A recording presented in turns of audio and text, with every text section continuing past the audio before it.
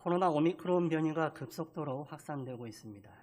팬데믹이 정점을 향해서 가고 있는 것으로 보입니다. 아마 올해 내로 팬데믹이 종식되지 않을까 싶습니다.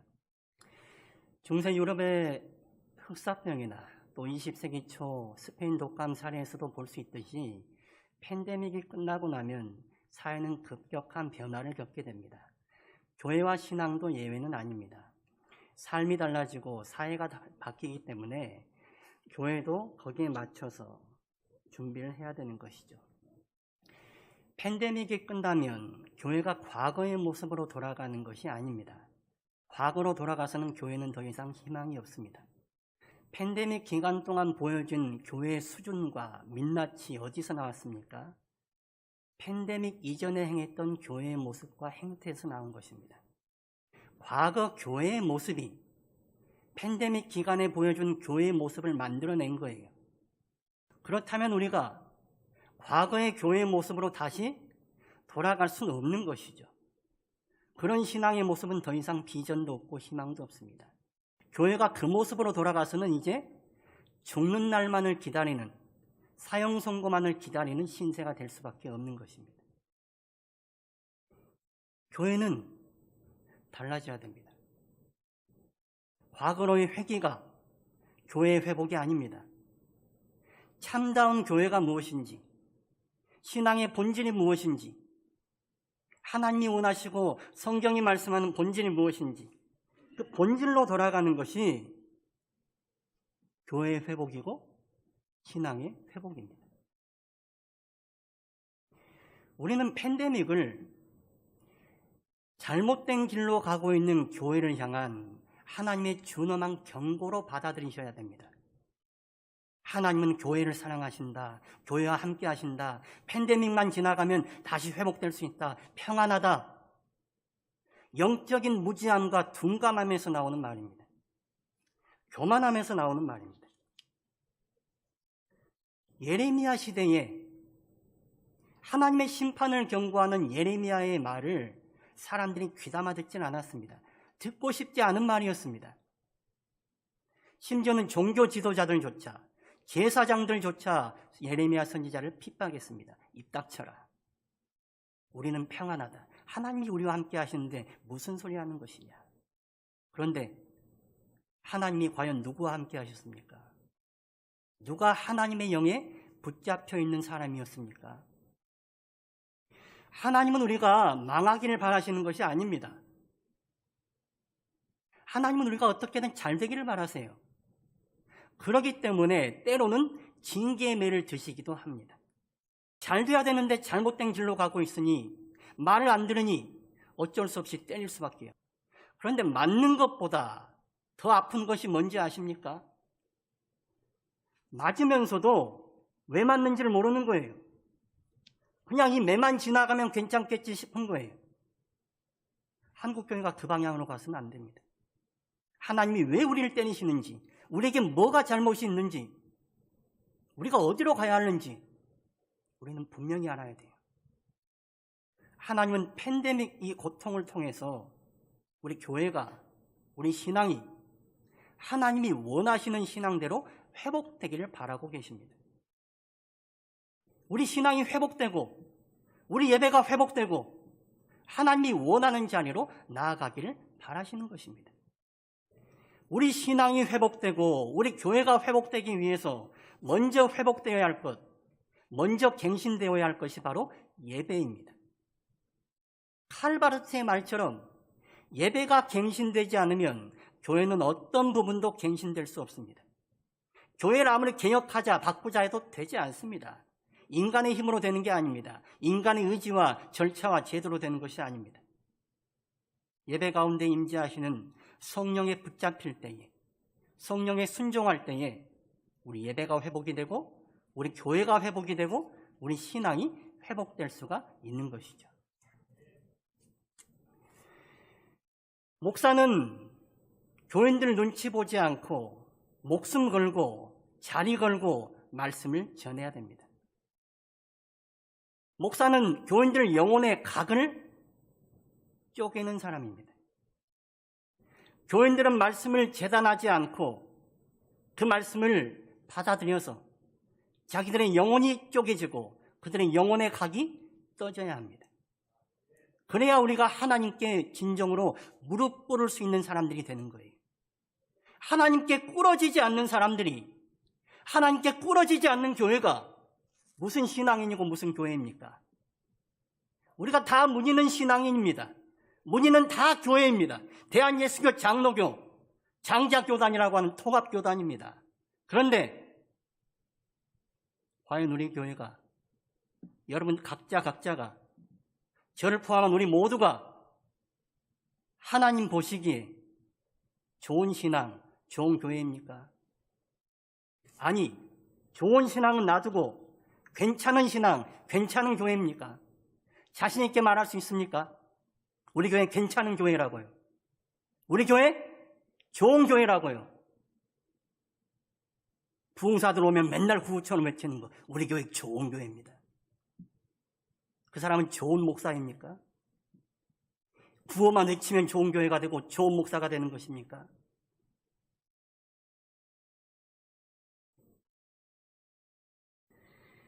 우리가 요한복음 4장 말씀 계속해서 살펴보고 있습니다. 사마리아 여인과 예수님과의 만남을 살펴보고 있는데, 이 말씀을 통해서 우리는 우리 신앙과 우리 교회가 어느 방향으로 가야 할지 깨달으실 수 있어야 합니다. 이 말씀들이 우리에게 보여주고 있습니다. 우리 교회와 우리 신앙이 어느 방향으로 가야 하는지, 우리에게 무엇이 필요한지를 분명히 말씀하고 있는 거예요. 깊은 고통 가운데 살던 여자가 그리스도이신 예수님을 만나고 치유되고 회복되었습니다. 이 여자가 변화된 것입니다. 이 여자가 변화되고 나서 어떻게 하느냐? 오늘 본문 29절 말씀 보십시오. 우리 29절 말씀 같이 한번 읽어보실까요? 내가 행한 모든 일을 내게 말한 사람을 와서 보라. 이는 그리스도가 아니냐 하니. 여자가 예수님을 만나서 경험했습니다. 그리고 예수님이 그리스도이심을 고백하게 됩니다. 이가 그리스도, 우리의 구원자가 아니냐. 여러분은 우리의 구원자가 무엇이라고 고백하십니까? 돈이 우리의 구원이라고 고백하고 있는 이 시대 가운데서 여러분은 과연 예수님이 우리의 구원이라고 분명히 고백하실 수 있으십니까? 우리가 살아가는 자본주의 체제는 돈을 중심으로 하여서 돈이 운영되는 체제입니다. 사람들에게 가장 필요한 것이 돈입니다. 목회자가 넘어지는 큰 부분도 돈 문제입니다. 교인들이 제일 힘들어하고 시험에 드는 것도 돈 문제입니다. 돈은 우리에게 절대적으로 필요한 것입니다. 교회를 운영할 때도 돈이 필요합니다. 교회를 짓고 세울 때도 돈이 필요합니다. 그래서 돈이 힘이 있는 것입니다.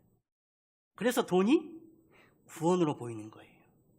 그러나 우리는 그런 세상 가운데서도 돈이 우리의 구원이 아니라 예수님이 우리의 구원이라고 분명히 고백할 수 있어야 합니다. 사마리아 여자는 먹고 살기 위해서 어쩔 수 없이 6번째 남자와 살고 있습니다. 물을 마시지 않으면 안 되니 한낮에 남들의 시선을 피해가면서 우물에 물 길러 나왔습니다. 이 여자는 예수님을 만나고 난 이후에도 여전히 남자와 함께 살아야 하고 물을 마셔야 합니다. 그러나 이 여자는 예수님을 만나기 전과 만나기 후에 달라진 것입니다. 만나기 전에는 사는 게 사는 것 같지 않은 삶이었습니다. 그러나 예수님을 만나고 나서는 삶이 달라지는 거예요. 만나기 전에는 세상의 헛것들에 눌려있는 삶이었지만 예수님을 만나고 나서는 그것들에서 해방된 자유한 삶을 살아가는 것입니다. 세상의 헛것, 돈에 짓눌려 살아가는 삶이 아니라 예수님이 주시는 자유와 힘을 누리며 살아가는 거예요. 돈이 있고 없고의 문제가 아닙니다. 돈이 많고 적고의 문제가 아니에요. 예수님을 주로 고백하는 사람이 누리게 되는 자유요 힘입니다.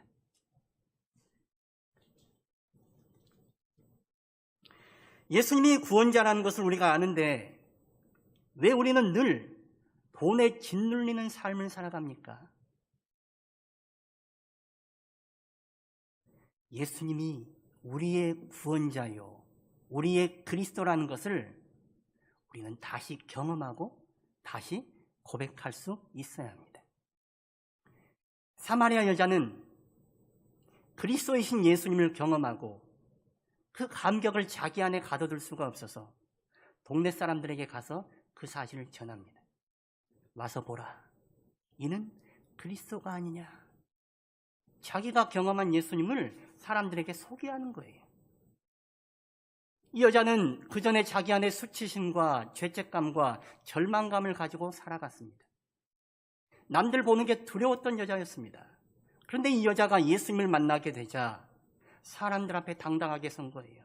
사람들 앞에 예수님을 소개하는 여자로 변신하였습니다. 예수님을 제대로 만나면 사람이 바뀌어요. 자기 자신 앞에 바르게 설 수 있을 뿐더러 사람들 앞에 바르게 설 수 있는 사람으로 변화되는 것입니다. 예수님을 만나는 사람이 누리는 특권이에요. 이 사마리아 여자가 그렇게 변화된 거예요. 자기가 만난 예수님, 이가 그리스도임을 내가 확신했으니, 내가 경험했으니 확신 가지고 동네 사람들에게 전하는 것입니다. 요한복음을 보면 와서 보라라는 말이 참 자주 등장합니다. 요한복음 1장에 세례 요한이 예수님을 보고 보라, 세상 죄를 지고 가는 하나님의 어린 양이로다라고 말할 때에 세례 요한을 따르던 두 제자가 예수님을 따르게 됩니다. 예수님을 더 알고 싶은 거예요. 그때 예수님이 그들에게 말하죠. 와서 보라. 빌립이 나다나엘에게 내가 메시아를 만났노라고 말합니다. 그때 나다나엘이 나사렛에서 무슨 선한 것이 날 수 있느냐라고 믿지는 않습니다. 그때 빌립이 말합니다. 와서 보라. 와서 보라. 너도 와서 보면 알 거 아니냐. 확신 있는 말입니다. 내가 봤기 때문에, 내가 경험해 봤기 때문에 너도 와서 보면 알 거라고 확신 있게 말하는 거예요. 와서 보는 사람, 그 사람은 확신을 가지고 말할 수 있어요. 경험하게 되니까요. 예수님을 주로 고백하는 여러분은 다른 사람들에게 와서 보라고 확신 있게 말하실 수 있습니까? 독일의 히틀러가 나의 투쟁이라는 자서전을 썼습니다. 이 책을 보면 히틀러가 어떻게 독일을 장악하게 됐는지가 잘 나와 있습니다. 히틀러가 이런 말을 했어요. 처음에 한번 사람들에게 말을 할 때 사람들은 무관심하다. 두 번째 사람들에게 말하면 사람들은 미친놈이라고 말한다. 세 번째 말을 하면 사람들은 저 사람이 왜 저런 말을 하는가 듣기 시작한다. 네 번째 말하면 사람들은 설득당한다. 다섯 번째 말하면 사람들이 따라온다. 사람들을 현혹하고 선동하는 독재자도 확신을 가지고 말할 때에 사람들을 따르게 하는데 예수님이 그리스도라고 고백하는 우리는 왜 사람들에게 확신 있게 말하지 못하는 것입니까? 우리가 그리스도를 경험하기는 했지만 기억이 가물가물해서 그래요. 내 확신이 희미해져서 그래요. 그러면 어찌해야 됩니까? 다시 만나시면 되는 거예요. 다시 예수님을 만나시고 예수님이 우리의 그리스도라는 것을 내가 경험하면 되는 것입니다. 예배는 예수님이 그리스도라는 것, 그것을 경험하는 자리입니다. 교회는 예수님을 경험하는 자리예요. 교회라는 곳은 예수님을 경험하는 곳이 되어야 합니다. 예수님과 연합하고 예수님으로 채워지는 곳, 그곳이 교회예요. 십자가의 예수님으로 죽고 부활의 예수님으로 다시 살아나는 곳, 그곳이 교회라는 곳입니다. 우리 교회가 그런 곳이 될 수 있기를 축원합니다. 우리 교회가 가야 할 방향은 사실 분명해요. 먼저 예배가 회복돼야 됩니다. 코로나가 끝나면 예배 횟수가 늘어나는 것, 그게 예배의 회복 아니에요. 그 전에 하던 교회 행사들 다 다시 진행하는 것, 그게 교회의 회복 아니에요. 우리의 예배가 단 한 번 드려진다 할지라도 예수님을 경험할 수 있는 예배, 영이신 예수님께 나아가 진리신 예수님으로 채워지고 연합되는 예배, 참된 예배가 드려지는 것, 그게 바로 예배의 회복이고, 그런 예배가 드려질 때 우리 교회가 회복될 수 있는 것입니다. 교회는 예수님을 경험한 공동체입니다. 예수님을 경험했다 하는 것은 과거의 유산이 아니에요. 지금도 여전히 교회에 임하시는 성령을 통해 예수님은 우리 가운데 임재하십니다. 그리고 이 교회에서 예배하며 우리는 예수님을 다시금 경험하게 되는 것입니다. 그래서 예수님을 경험하는 것은 과거의 이야기가 아니라 현재의 이야기예요. 현재, 오늘, 지금 내가 이 자리에서 예수님을 경험하는 것입니다. 우리 교회가 회복되기 위해서 우리가 주안점을 두고 관심 가지고 갱신해야 할 것이 크게 두 가지입니다. 첫 번째는 예배예요. 두 번째는 소그룹입니다. 우리 예배가 그냥 시간 채우는 예배, 시간 됐으니 드려지는 예배, 아무 기대 없이 열정 없이 무기력하게 앉아있는 예배 되면 안 됩니다. 우리 예배가 그런 예배 돼서는 안 돼요. 팬데믹이 어느 정도 정리가 되면 소그룹 모임을 다시 재개할 것입니다. 우리가 팬데믹 전에 소그룹을 시작하려다가 제대로 정착하기도 전에 소그룹을 중단했어요. 우리가 구역 모임도 없었고 소그룹을 안 하다 보니까 소그룹을 하는 게 힘들 거예요. 불편해요. 왜 하는지도 모르겠어요. 안 하다가 하려고 하니까 어려운 거죠.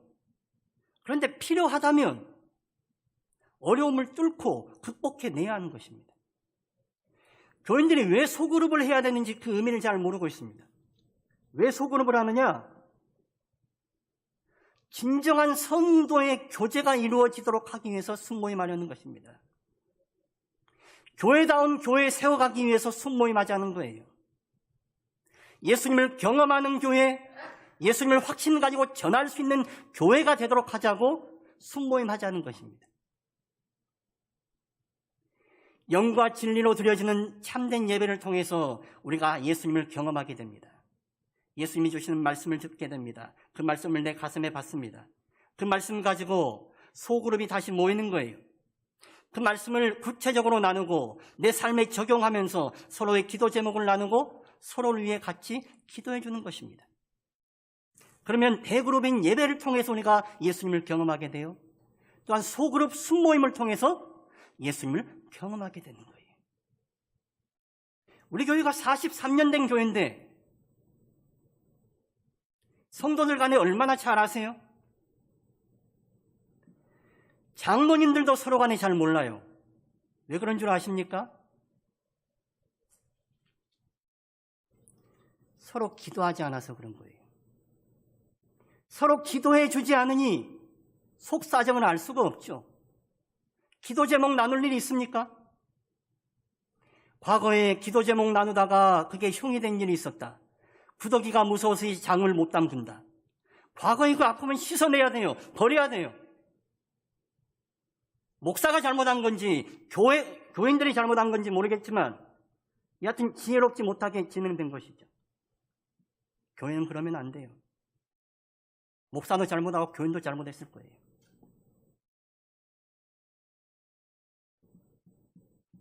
서로의 속사정을 얘기하지 못하고 기도 제목을 나누지 못하는 교회, 기도 제목을 나누면 흉볼까 봐 겁나는 사이, 서로 믿지 못하는 사이, 그건 진정한 성도의 교제가 이루어질 수 없어요. 그건 교회가 아니에요. 사람이 모여만 있다고, 모여서 웅웅거린다고 교회가 되는 거 아니에요.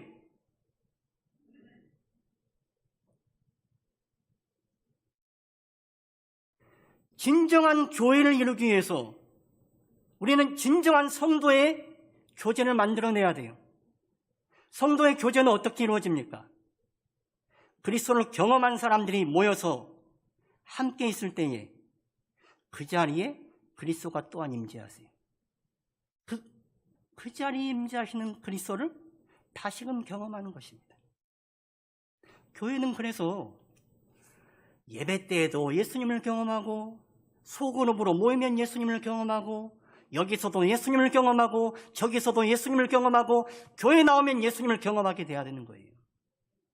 교회 나왔는데 예수님도 보이지 않고 사람들을 삭막한 것만 보이고, 그러면 안 되는 거예요. 그건 교회가 아니라니까요. 사람 모여있다고, 건물 지어놨다고 교회 되는 거 아니에요. 우리나라에 교회가 얼마나 많이 있습니까? 그런데 그 가운데 진정한 교회가 몇 개나 있을까요? 우리가 2주 동안 찬양했지 않습니까? 예배한다는 사람이 이렇게 많은데 그 중에 하나님이 찾으시는 진정한 예배자는 과연 몇 사람이나 될까요? 한국 사회가, 한국 교회가 진정한 교회가 별로 없어서, 진정한 예배자가 별로 없어서 이렇게 어려움 당하는 것입니다.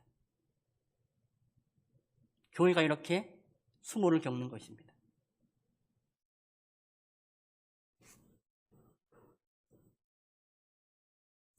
우리가 겉으로 웃는다고 웃는 게 아니에요. 속은 아파요. 속이 아파서 교회 나오는 거예요. 내 영이 위로받으려고, 내 영이 하나님 만나려고 나오는 거예요. 그런데 교회가 하나님을 만나게 해주지 못한다면, 우리 성도들 간에 하나님을 만날 수 없다면 얼마나 안타까운 일입니까? 교회는 세상이 줄 수 없는 것을 주는 곳입니다. 교회는 세상이 줄 수 없는 진정한 구원을 주는 곳이에요. 그 구원이 어디서 나옵니까? 그 구원이 사람 머릿속에서 나오는 거 아니에요. 교회 재정에서 나오는 거 아니에요. 그것은 우리의 주님이신 예수님에게서 나오는 거예요. 그래서 교회는 예수님이 임하실 수 있는 곳이 되어야 하고, 예수님을 경험할 수 있는 곳이 되어야 돼요. 우리 교회가 예수님을 경험할 수 있는 교회, 진정한 예수 공동체가 될 수 있기를 축원합니다. 교회는 세상의 동아리가 아닙니다. 세상에 사람들이 그냥 머릿속 많아가지고 모여있는 동네가 아닙니다. 예수님을 중심으로 해서 모여있는 곳입니다.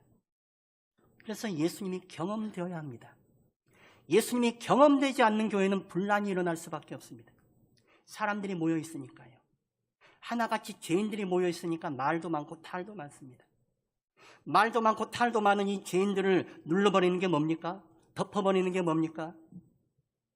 예수님이잖아요. 그러니 교회는 예수님이 충만하셔야 돼요. 그래서 우리 교회는 예수님을 경험하는 교회가 돼야 돼요. 예배 나오니 예수님이 경험되고, 순모임에 소그룹이 모이니 예수님이 경험되면 사람들이 왔을 때 어떻겠습니까? 아, 저 교회 가니 예수님이 경험되는구나. 저 교회는 좀 다른 교회구나. 뭔가 자기는 알 수 없지만 뭔가의 힘에 이끌리는 교회구나. 그 뭔가가 뭐예요?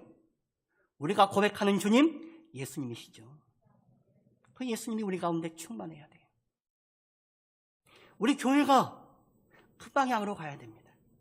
예수님을 경험하는 공동체만이 확신 있게 예수님을 전하는 공동체가 될 수 있습니다.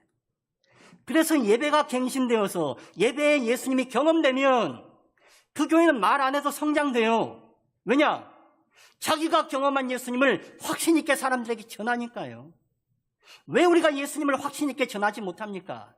우리 예배가 밋밋한 예배, 열정 없이 시간만 때우는 예배, 드려도 말고 안 드려도 많은, 하나님 보시기에는 있어도 그만, 없어도 그만인 예배, 그런 예배 되니까 교회가 세워지지 않는 것입니다. 교회는 성령에 의해서 세워지는 거예요. 성령이 임재하시고 성령이 우리를 충만케 하시고 성령이 주관하면 그 교회는 세워지게 돼 있어요. 안 세워지는 게 이상한 거예요. 우리 교회가, 우리 예배가 영이신 예수님을 사모하고 진리신 예수님으로 채워져서 예수님을 경험하는 교회, 그래서 그 예수님을 누가 말하지 않아도 확신 있게 와서 보라고 전할 수 있는 교회, 그런 교회 될 수 있기를 축원합니다. 우리 올해 교회 표가 베델로 올라가자입니다. 하나님을 만나는 자리, 하나님을 예배하는 자리인 베델로 올라가자. 우리는 베델로 올라가야 됩니다. 진정 하나님을 만날 수 있는 자리로, 진정 하나님을 예배할 수 있는 자리로 올라가셔야 돼요. 그렇게 하나님을 만나러 올라갈 때는 우리 안에 있는 더러운 것들, 과거에 붙들었던 쓸데없는 것들, 잘못된 것들 다 버리고 올라가는 것입니다. 오직 하나님만을 갈망하면서 하나님만을 찾으면서 올라가는 거예요. 그렇게 하나님을 찾고 하나님을 바라며 올라가는 사람에게 하나님은 만나주십니다. 그리고 그 사람을 회복시키시는 거예요.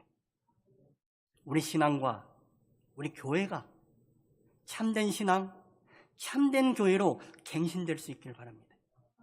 그래서 주님의 은혜가 우리 가운데 머물고 그 은혜가 드러나고 그 은혜를 전할 수 있는 우리 신앙과 우리 교회가 될 수 있기를 축원합니다.